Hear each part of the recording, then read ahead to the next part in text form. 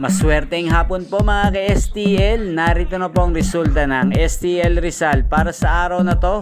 Second draw November 24, 2024. Araw ng linggo. Naway ang mga natayaan nyo pong mga numero kanina ay manalo nawa ngayong hapong ito 4 PM. Kaya kunin nyo na po yung mga tickets.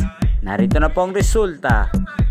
Ang mga numerong nanalo sa STL Rizal ngayong hapong ito, November 24, 2024. Second draw result, 4 PM, 37 at 9 in exact order. Sa lahat po ng tumaya kanina para sa second draw ng 37 at 9, congrats po sa inyo. Panalo po kayo. Again, 37 at 9.